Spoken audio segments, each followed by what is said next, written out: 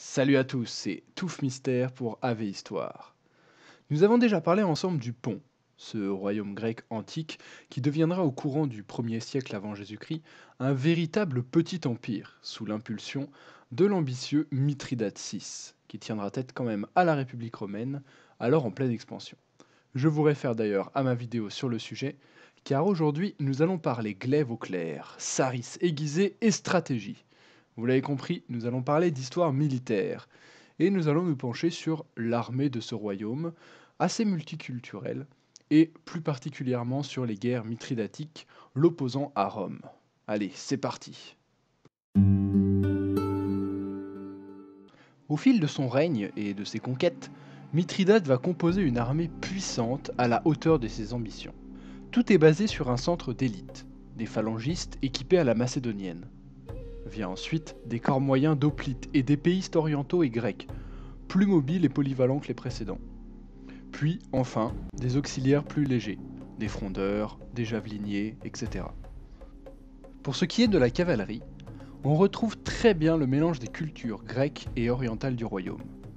Une cavalerie lourde calquée sur les compagnons d'Alexandre d'antan, et une cavalerie plus légère, orientale, accompagnée même de chars à faux, similaires à ceux utilisés par les Perses.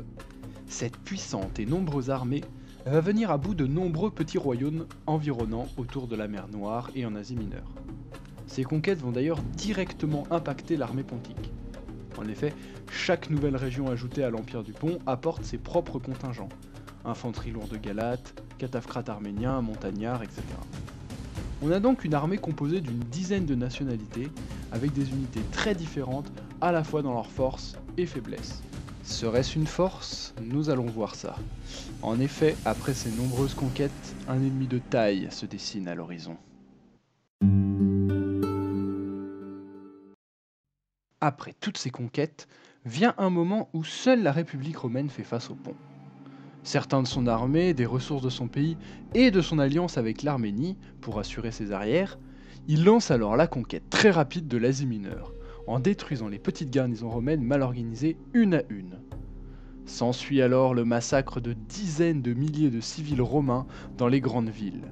Cet événement va véritablement enflammer le Sénat et l'opinion publique de Rome. Mithridate s'est fait connaître. Il va plus loin et veut embraser tout le monde grec jusque dans son foyer originel. Il envoie deux immenses armées sous les ordres d'Archélaos en Grèce. Il déclenche des soulèvements partout et notamment à Athènes qui se lève.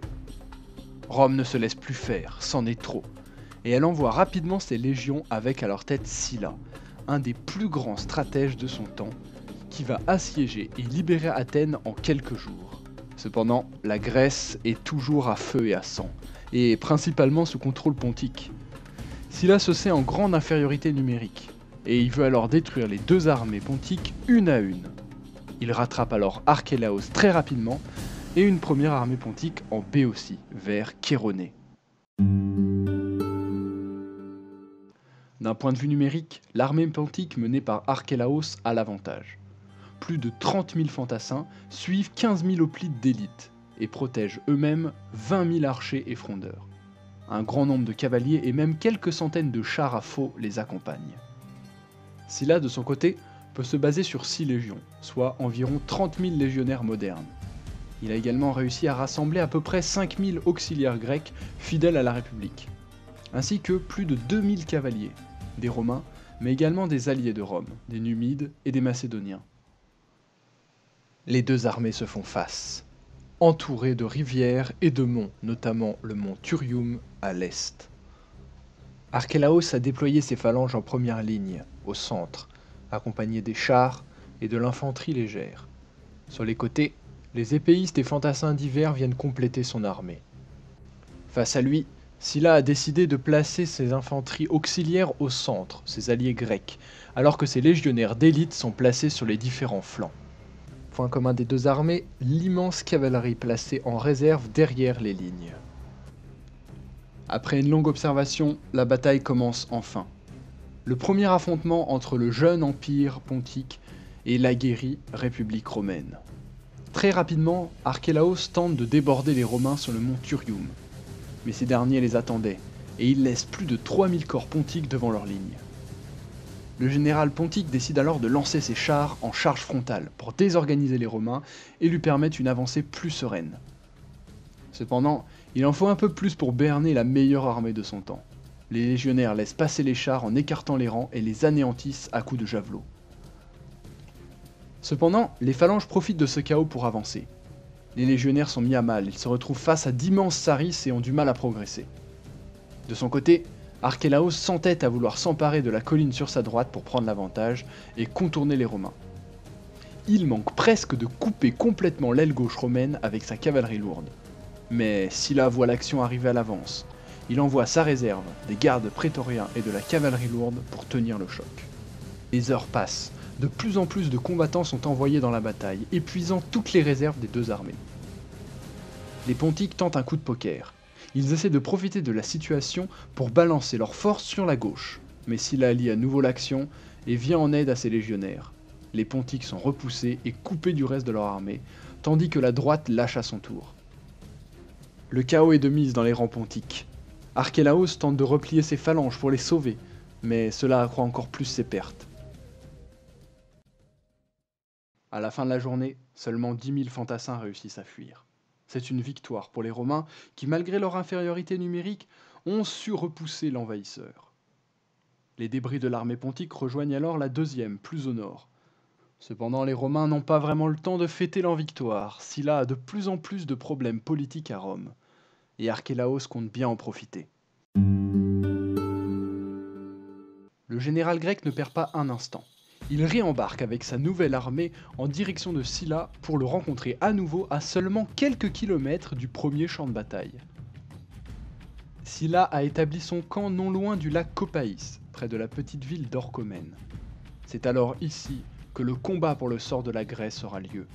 Qui, de l'Empire du Pont, dernier descendant des Grecs, ou de la République romaine, aura le dernier mot dans cette première guerre mithridatique. Un an après la première bataille de Chéronée, voilà que l'armée pontique se retrouve solidement installée dans son campement, non loin de celui romain. La balance des forces est cette fois encore plus inégale. Archélaos a au moins 3 fois plus d'hommes, un très grand nombre d'hoplites et une solide phalange, toujours accompagnée de chars et de cavalerie sur ses flancs. Sylla, de son côté, se retranche en hauteur pour faire face à cette redoutable puissance. Il fait préparer des souricières pour les chars, des pics sont hérissés et des fossés creusés entre la première et la deuxième ligne pour anticiper les assauts ennemis. Les Romains seront aujourd'hui défensifs. Alors que le soleil arrive à son zénith, Archélaos voit que les Romains sont en train de se retrancher. Il ne veut pas leur laisser plus de temps et il envoie alors sa nombreuse cavalerie sur les flancs. Alors que sur sa droite, les cavaliers sont complètement surpris par les fossés et s'engluent dans des combats à leur défaveur, sur la gauche, il manque de complètement enfoncer le front romain. Il faudra alors l'intervention personnelle de Sylla pour sauver la situation et maintenir les rangs. Le général pontique veut profiter du chaos mis sur les flancs. Il envoie alors sa phalange et ses chars à l'assaut de la position fortifiée qui lui fait face. Cependant, au dernier moment, les Romains se replient derrière les pics, ce qui fait paniquer les chars qui se replient alors dans un chaos complet. Sur leur chemin de retraite, les phalanges, dressées en rang serré qui progressent en direction du camp romain. Les chars à faux, qui tentent de se replier à toute vitesse, ne peuvent éviter leur propre infanterie. De nombreux hommes y laisseront la vie. Et encore une fois, la panique commence à gagner les rangs du pont. Le général rappelle sa cavalerie pour couvrir une retraite, mais cela ne fait qu'augmenter la panique ambiante, ce qui permet aux Romains de mener une contre-attaque violente et sanglante. Archélaos et ses troupes se replient dans leur camp. Sylla fait alors creuser des fossés pour lancer le siège de l'armée adverse. Les troupes du pont tentent bien une percée, mais le manque de coordination et de combativité la fait échouer. Sylla peut alors contre-attaquer à nouveau. La grande majorité de l'armée du pont est alors détruite sur les rives de ce lac. Rome a détruit les deux armées de Mithridate une par une. Peut-être ce dernier a-t-il été trop gourmand en visant jusqu'à Athènes, alors qu'il avait déjà réussi à l'emporter en Asie mineure. Quoi qu'il en soit, la paix est signée à Dardanos en 85 avant Jésus-Christ. Mithridate doit se contenter d'abandonner toutes ses conquêtes et céder une grosse partie de sa flotte, ainsi que payer d'immenses indemnités de guerre. La situation redevient donc la même qu'au début du conflit. Nous pouvons conclure sur une petite analyse de ces batailles. On peut voir que malgré la supériorité numérique des Pontiques, ces derniers ont toujours eu du mal face à la flexibilité romaine. Sylla a toujours eu la vista pour envoyer ses réserves là où il fallait. Et les troupes d'antan, comme les phalanges et les chars, n'ont malheureusement plus leurs grands effets sur les batailles, et les légionnaires savent comment y faire face. Nous pouvons également se questionner sur la multiculturalité de cette armée. En effet, peut-être qu'en premier abord c'en était sa force, car il avait des troupes très versatiles, mais on peut très bien voir que sur des affrontements majeurs, cette force en devient un défaut. En effet, des hommes qui ne parlent pas la même langue sont beaucoup plus difficiles à commander, et la combativité peut manquer. Pourquoi risquer sa vie pour sauver un homme contre qui on se battait il y a quelques mois? Et cela malheureusement explique en grande partie le manque de coordination et le chaos souvent présent, on l'a vu en fin de bataille, du côté pontique. De leur côté, les Romains ont toujours fait front commun et sont restés très bien organisés, même au moment critique où Archélaos a failli fondre leurs rangs. On peut également se dire que les ordres de Sylla étaient sûrement beaucoup mieux relayés aux troupes et immédiatement appliqués. En bref, le premier round est gagné par les Romains. Mais il en faut un peu plus pour étouffer ce jeune empire grec qui, vous allez le voir, est encore plein de ressources. Mais ça, c'est une autre histoire, une histoire de 2 autres guerres, que nous verrons ensemble dans la prochaine vidéo. Allez, que l'histoire soit avec vous!